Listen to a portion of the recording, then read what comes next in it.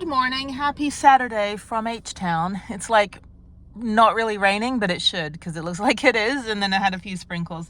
I'm at Trader Joe's. I have to pick up a few things for my daughter and some things for me. Great turnout. So they open at 8 o'clock. I then have to run over to Whole Foods. I'm way out in Katy, which is like 30 miles from regular Houston. So I need to go out to Whole Foods and pick up my Amazon packages. And then I need to go to my chiropractor at 9:30.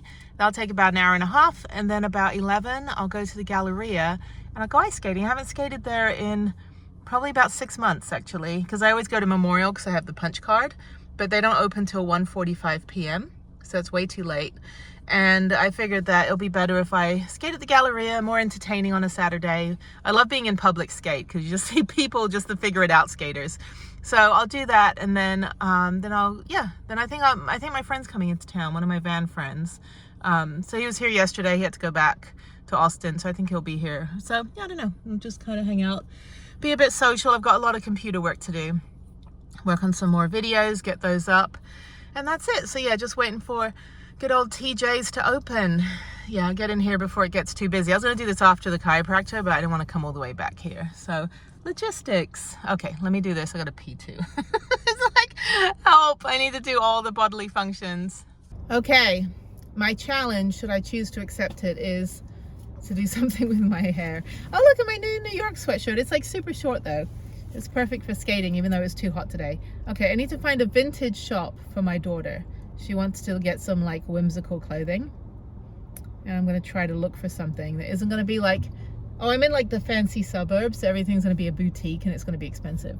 Boo! Okay, let me go over to Painted Tree. Painted Tree is really cool.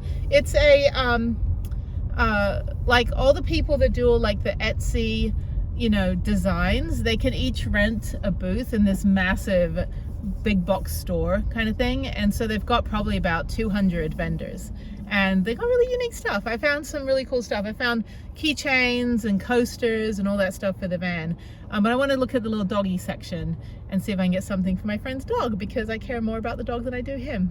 I'm just kidding.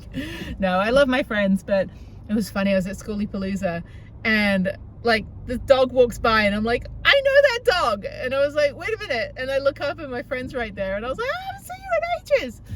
It was so good to see my friends. And it was the day that Jeff had passed away. And I was just like, I was like hanging out with someone I didn't even know. And I think they were thinking I was going to hang out with them the whole time. And I'm like, dude, I just met you a minute ago and you're not someone I know. And then I saw people I know and I was so happy. I was like, you have no idea. I was so happy. But yeah, I didn't really get to see a lot of people I knew there because I didn't really know until like, you know, the last day at the pancake breakfast that they were even around. I was like, oh shit, you've been here the whole time.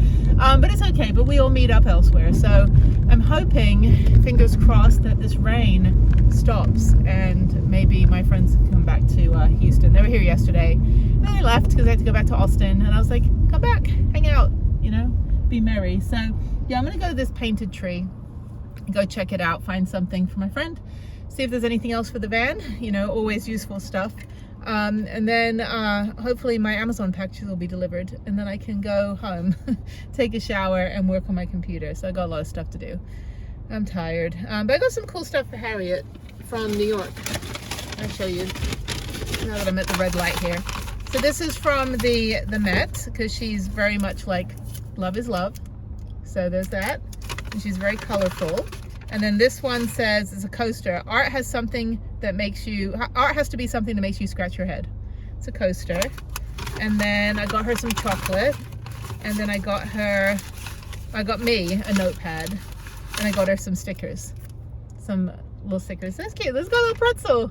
I never got a pretzel when I was in New York. I was going to, but then I don't have any cash. I don't carry cash. And there was nowhere to get cash without getting charged like an exorbitant amount. And the New York Public Library shop, I got something for myself. I got a really cool notebook. That was only $2. It was on sale. I got 2 of them. I don't know what I'll use them for.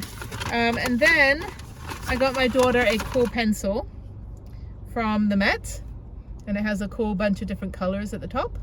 And then another pencil from the 9/11 memorial, which is weird to buy souvenirs, but I was like, all the money supposedly goes to the victims' families, and so any way that I can help, I'll help. Who is texting me? Go away. No, I'm just kidding. It's my good friend. Good friends are good. Okay, I'm gonna go to Painted Tree. Fingers crossed. It's kind of like getting up and using the toilet when you're waiting for your food at the restaurant. And when you get back, your food is magically there. So hopefully I'll wait here 10 minutes. I want to get, oh, they got onigiri. I'm gonna get an onigiri for lunch. I'm hungry. All I had was an ice cream, which is not healthy. So I'm gonna go walk over, get an onigiri, and then go to Painted Tree, and then hopefully my packages will arrive, and I'll go back over to Whole Foods and then go home. So I wish the camera was like where I'm looking. The camera's over there, and I feel weird looking at the little green dot. I'm like, I don't know. Okay, anyway, people are texting me. Okay, telling me, everyone's telling me about their day. They went to the gym, they went home, they went to lunch, and I'm like, that's good. I went to the food court of the Galleria to show everybody my arse. You know, everyone saw my ass today when I was, you know, not rollerblading, ice skating. No, it was a good skate. I was doing a bunch of different jumps, and I realized I really hate toe jumps. I hate ramming my toe into the ice more than you believe, more than you know. I don't enjoy it. It hurts my foot. But I did a bunch of flip jumps, I think they are. Waltz jumps I like. Salchow I forgot during the pandemic, so I gotta go watch YouTube again. And I got an argument online with stupid people that are like, there should be no such thing as self-taught ice skaters. You should have a coach. I said, first of all, I don't like the way the coaches yell at people. It's traumatizing, it's triggering. And there's no reason that any grown woman should be screaming, or man should be screaming at a little 6-year-old little girl. She's not going to the Olympics. Like, just teach her how to not injure herself and teach her how to have fun. That's what I did when Harriet took ice skating lessons.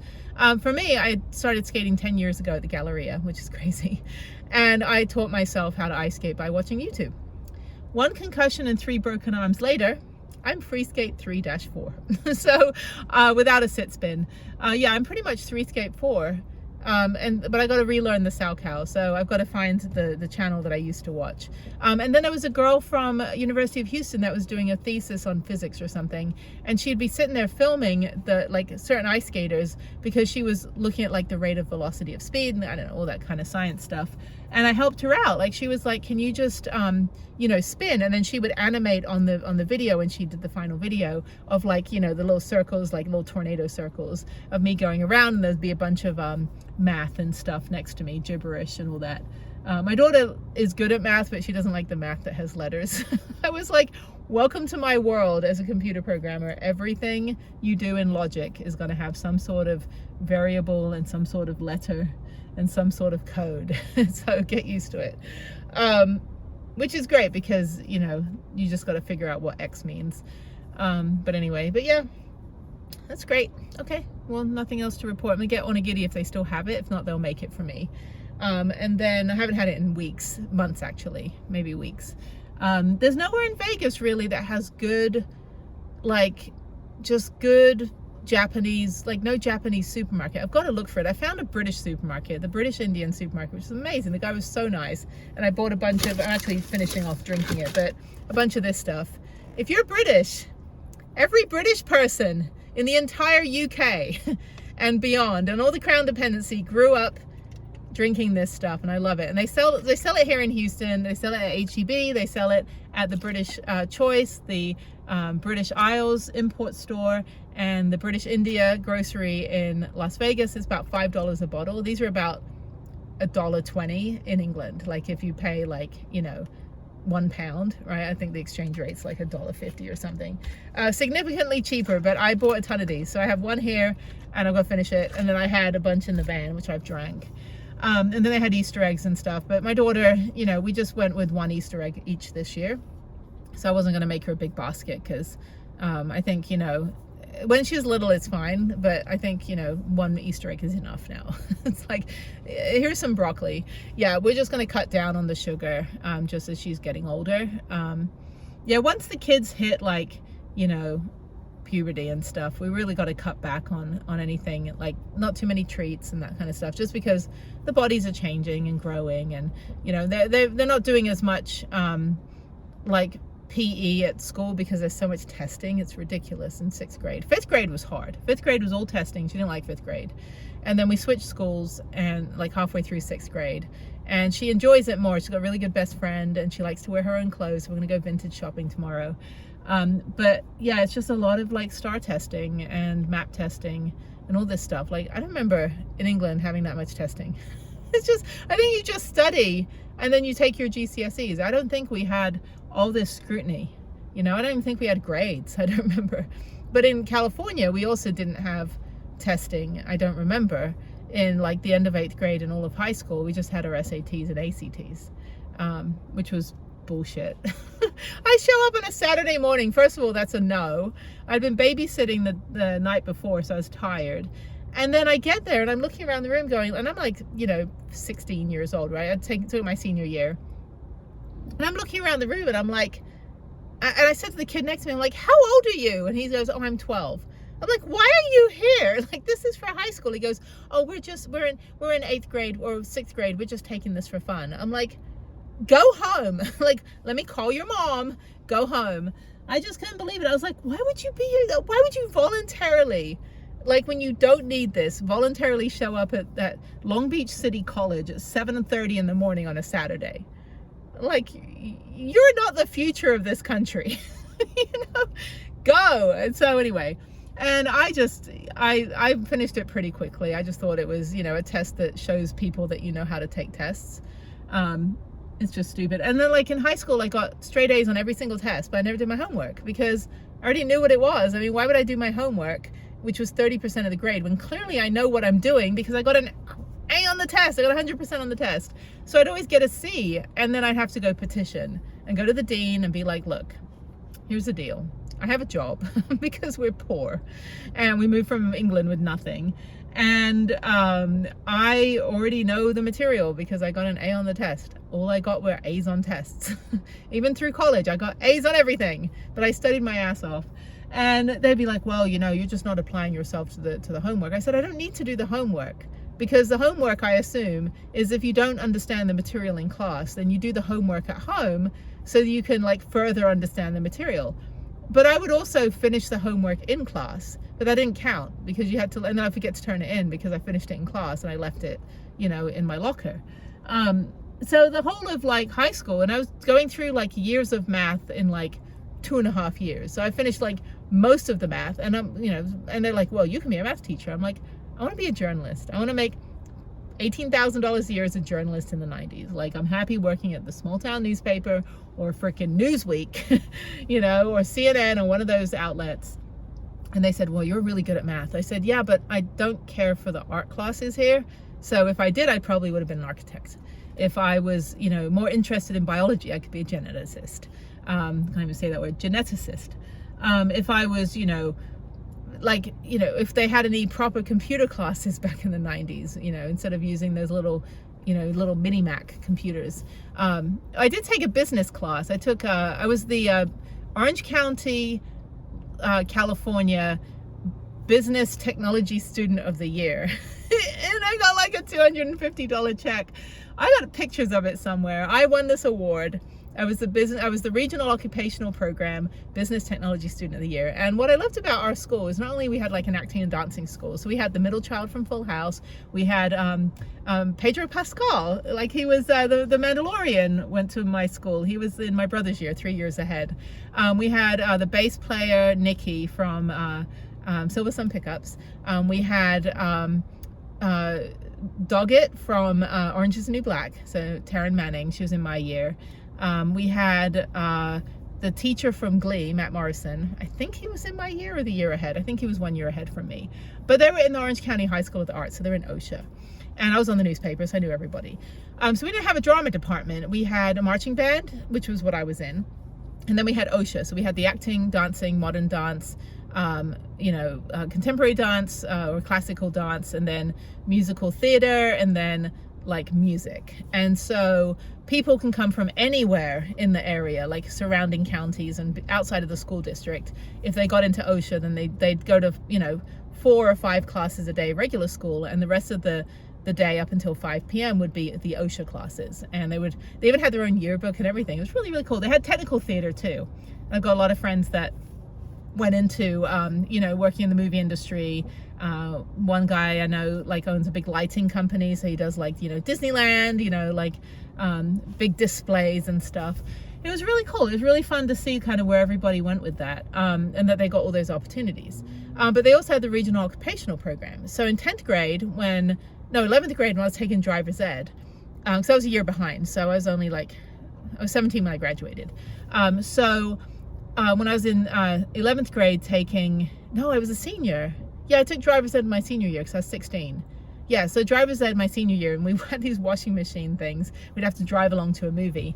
And I asked the teacher, who was Larry Thompson from American Gladiators. So my teacher was the referee from the TV show in the 90s, which was funny. So Larry Thompson, he'd be like, driver's ready. And I'm like, great. Like, I'm not using a pugil stick and beating someone up. You know, it was really fun. The class was just funny because like we're just driving along to all these like movie screen videos from like New Jersey, and I'm like, we don't have snow here. This is Southern California, people. This is Northern Orange County, California, right near Long Beach. But I asked him, you know, Steve and me raised my hand. I said, when are we going to learn how to change a tire? And he said, you don't learn how to change a tire in this class. I'm like, okay, this is driver's ed. Like, you're teaching us how to drive a car. You're not teaching us how to change a tire. I said, and I'm like, where do I learn how to change a tire? And he said, we can go to the auto shop outside. So the ROP program, the Regional Occupational Program, had auto shop. And then they had a bulletin board. And my senior year, I was like, my brother had worked at McDonald's. He was manager of McDonald's. And then he went into restaurant management. And I was like, I'm not flipping burgers. I'm not working at McDonald's. And I got a job as a bank teller in a credit union. And so I worked there like all of my senior year, all of the summer. And then every summer I came back for like 3 years in college, 2 years in college. First 2 years I came back and worked at the credit union. And then my junior year summer, I was in, after my before my freshman year and before my sophomore year, I was at the credit union. Before my junior year, I was in Rhode Island doing a newspaper internship. And then before my senior year, I was in New York, 1999. And then I got a bunch of job offers, and really, really big magazines. So I was part of a magazine program. And then a month before I graduated from college, I got a job offer in Japan. So through my college, part of a graduate program. And I was like, okay, I'll go to Japan. And then a year and a half later, 9/11 happened. So the whole I've talked about it before, the whole 9/11 thing really it's by no means like my experience is minuscule in comparison to everybody that was affected. But from the perspective of being in a completely foreign country on the other side of the planet, 14-hour time difference, and being asleep and having zero comprehension that any of that had even happened, and the chance that I would have been working and living near the World Trade Center with the jobs that I was offered, it was a very strange, very helpless survivor guilt of like, I'm on the other side of the planet and I can't do anything, and I want to do everything. And the human nature, you know, you're in that conflict. And still to this day, I feel like I ended up joining the military. That's, you know, and signed up as a Farsi translator and Japanese translator. But I mean, that's as much as I could do. I was like, I'm going to fight these guys, you know, I'm going to get these guys. I'm going to figure out where they are. You know, I figured the only thing I could really do was serve my country. And so I did that, and that's what I did. But that said, what time is it? It's 4 o'clock. Let me go in this painted tree, and yeah, I'm just babbling. So nothing else. I gotta do something. I gotta get my roots done. I only have gray on this one bit here. Sorry, and I know it's like, oh no, like look at the reality. I got one bit of gray hair right here. This little bit of gray hair. That's it. That's my whole nut. I should just pull it out. Then like, it's like killing a mosquito, then 100 come to the funeral. So if I pull out one gray hair, it'll just be, I don't get it. How many on this side? Only on one side. I need to cut my hair and do something with it, but I'm in the wilderness all the time, and I'm wearing helmets constantly. So, and it's not like I'm going out, you know, a million nice dinners every night. I'm not. So anyway, but I might be going, good chance, on the 18th of April since today's the 5th of April. The 18th of April, I might be going to the Sphere in Vegas to the Grateful Dead concert. So I've been voluntold and invited by one person. He's like, I got an extra ticket. You want to go? I'm like, I'm supposed to fly back here that day, so I might have to change the ticket to the next day because I gotta be back here that weekend. But yeah, I think my friend's coming in from Florida on the 17th and then 18th, 19th. So I was like, okay. I get to stay at the Venetian, so I don't have to stay in the van, so that's nice. Park the van at the Link, stay at the Venetian, and go to the Grateful Dead concert. So it'll be fun. I've actually got a bunch of people I know that are going. Like none of them know each other. Like none of my friends know each other. But anyway, let me go get onigiri because I'm hungry. Let me go to Painted Tree, and then hopefully my Amazon packages are arriving. Fingers crossed. Bye. All right, I'm at the Galleria since I think November, maybe before that. Yeah, I think it was November I was here last time. Nothing's changed. Even the gold trim and the silver trim is the same from the 70s. Anyway, I'm gonna go down to the rink. It should be open now. I'm going to skate for a few hours. So yeah, I think I'll probably be here 3 hours. Got to get home and do a lot of computer work, but I need to get my me time in. All right, here's the rink. I don't have a new restaurant. What is this? I want to pay $14 for boxed pasta. I don't know. Anyway, okay. All right, let's go over here. A chocolate restaurant. They keep changing everything over and over again. They're so nice at the Amazon counter at Whole Foods. The rest of my stuff I ordered yesterday is 10 stops away. If you ever come to Texas, you've got to go to HEB. It's an institution. Get your Buddy Bucks, which is like the little Price is Right wheel machine over there. You don't win anything, I don't think. They're not real dollars, but their tortillas are amazing. So the rule is that you have to buy 3 packs. The first pack you eat while you're shopping. The second pack you eat on the way home, and the third pack you hide from your family. They're amazing. They're warm as well. They're so good. And yeah, so right now they're $1 off. I can't eat those right now. And they also have samples. They have like a demonstration table, and lady has a microphone, so you can always get whatever they're making. Usually it's some sort of barbecue concoction, but then you can buy all the ingredients around here, so it's really cool. So yeah. Yeah, it's kind of funny, like when they're telling jokes and you're just like, okay, I'm being put on the spot here. They also have ready meals. I have no affiliation with HEB. I just think it's a fantastic store, and I miss it a lot when I'm not in Texas. So it's the only redeeming quality of Texas is HEB. But they have really good ready meals that basically I've survived on because I only have a kitchen because it came with the house. You just put them in the oven for an hour, and yeah. Don't buy them if they're on sale and almost expired. That's the rule, because I got sick from one time. But these are all like microwavable as well. That's good, like barbecue seasoned chicken with loaded cauliflower. That sounds really good. When am I gonna have dinner? Oh, I've got the onigiri she's making right now. So yeah, and they've got other stuff like fried food and stuff. Yeah, just stick it in the oven for an hour. But I only have a microwave, so I don't have an oven. And that's it. Sometimes you can get other stuff on sale. They got vegetables. These actually look good. Garlic roasted Parmesan carrots. And some other fishy stuff. I'm not good at cooking fish. I never get it right. Ooh, mini potatoes. Love mini potatoes. And broccoli with bacon. So yeah, these don't look very appetizing before they're cooked. But yeah, the garlic Parmesan roasted carrot sounds really good actually. Okay, let me go back and get my onigiri, and then I'll go next door to Painted Tree, and then go hopefully get my frickin' packages. All right, for the big reveal, I got my onigiri. It's not like Japan. It's as close as they can get here in Texas. But if you go to the convenience store, the kombini, any of the kombinis in Japan, which are Lawson's, Mini Stop, Circle K, all those, you can buy onigiri, and they're great for when you're like out hiking or snacking, or you just want to bring something with you.